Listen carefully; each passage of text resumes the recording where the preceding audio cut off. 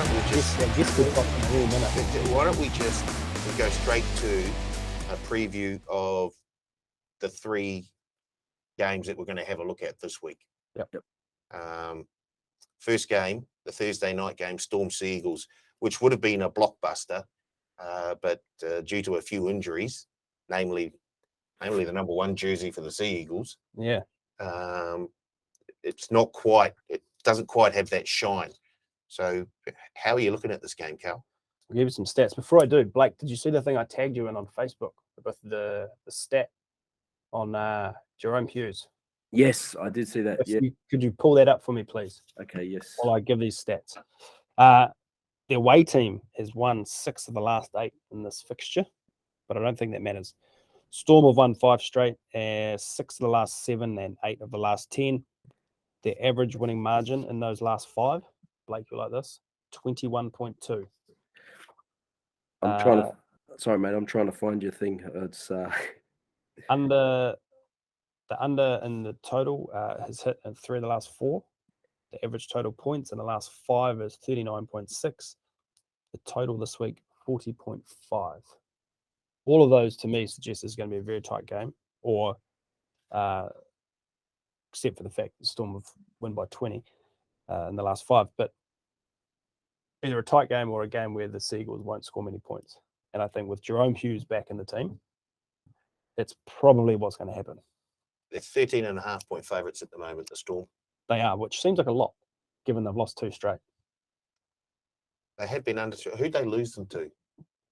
The Panthers? The top 2 teams. Yeah. So, but it's still not something you think of when you think the Storm, is it? No, but they did have some injuries. I know. Announced.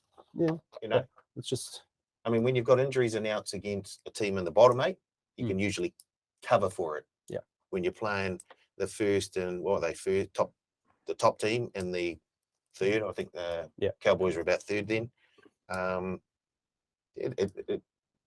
Your weaknesses can be exposed. Yes.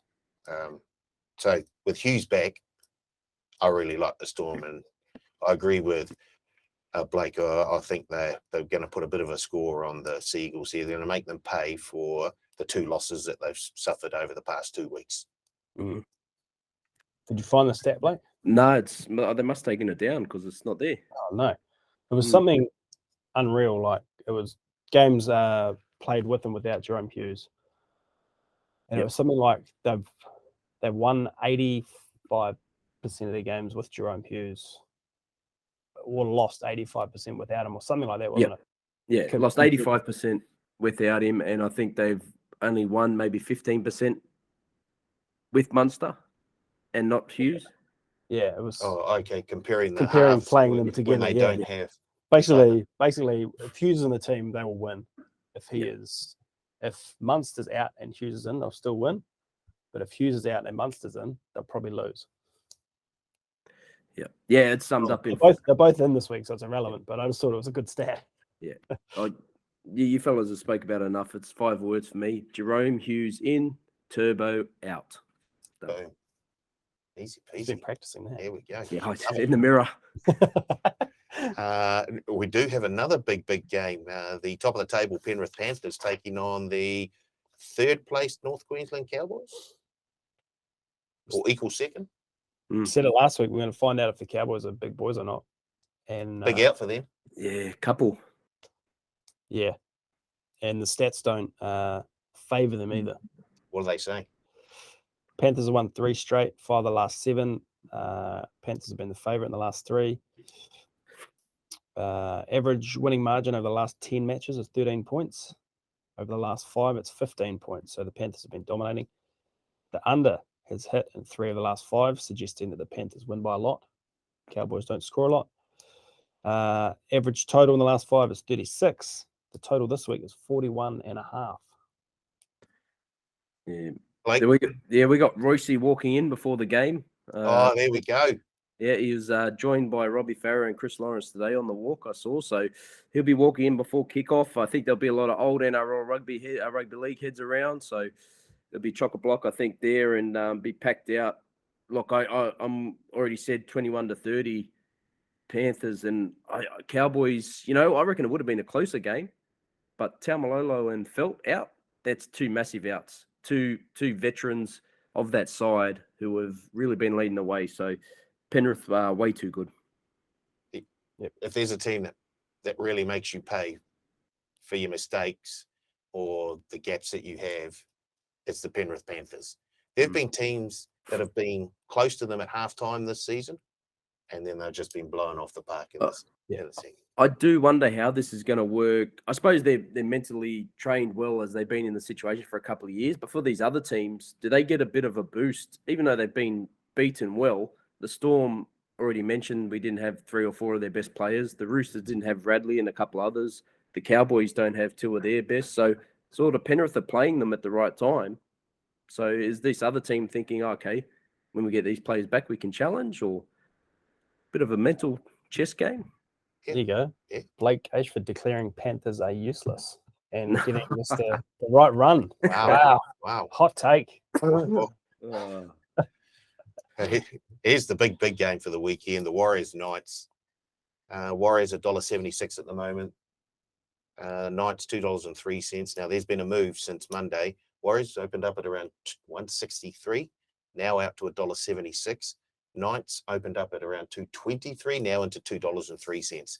They're now 1.5 point favourites, the Warriors. They were 3.5, I think, when they opened. So it'll be Fanua Blake, surely. The outs for the Warriors and the money that's come for the Knights has pushed them a lot closer together.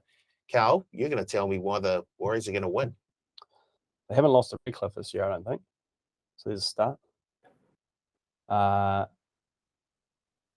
They've won 9 of the last 16. I had to dig deep to get a stat that favoured the Warriors there.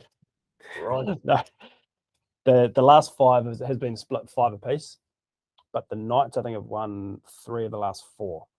Wow. Warriors' average winning margin over those 16 that I spoke of is nearly 17 points, whereas the Knights is 11 points. Average total in the last 10, 38.5. In the last 5, it's 31.5. And the total this week is 40.5. So the stats don't really tell a good picture of a one-sided picture, you would suggest. I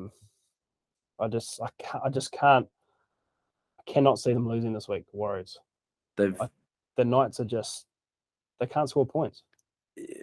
They just got to look. They got Gagai back, and that they got a good lineup back in the Knights. For me, if the Warriors want to win, you got to attack Clifford straight from kickoff, because the kid's down on confidence, and there's like coming in. Speak from experience, coming in after you've been dropped and then coming back, you start to hear the voices and you start to feel a bit jittery.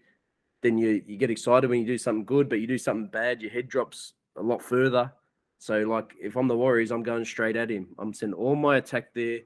I would even, hit him late, give a penalty away. Just let it be known. Look, hey, I would unsettle him. I would unsettle him as fast as I could. And we spoke about it before. I know I already had it written down. What it's going to come down to is it's a moment in the game. Like that Lomax when he got out of in-goal, it's going to come down to a goal line stand, a chase down, a forced error, a repeat set. It's going to come down to one of those things that'll change the game. And they've got to be on the good side of that. And if they are, I think they can win. We'll probably have a word to our guest when he comes about that late shot. Yeah. I reckon he'd be up for that. Yeah. Oh, he's matured.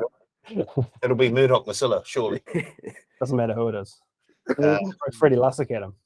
Yeah, someone. I'll give you the tip. This will be the last time I back the Warriors this year if they don't come so back. you were backing them? I will back them this Wow. week. I will back them. I'm struggling to. I mean that go forward it's been severely depleted with Adam Fanua Blake's out, and to a lesser extent Lodge. Oh boy, I'm surprised Arcee's out of the team. I know Harris Tavita deserves to come straight back into the 6, definitely, but I would have thought they might have found a spot for him. Yeah, I thought his defense last week wasn't probably the best. And look, I know we get on those young edge defenders, but it all does start from the middle. and he got spooked a couple of times. So I think having Chanel back's probably a bit better. And I agree with you. I reckon he'll find his way back into the team because he's a talented player. I think I would use him at 12 as an extra ball player like a Tohu.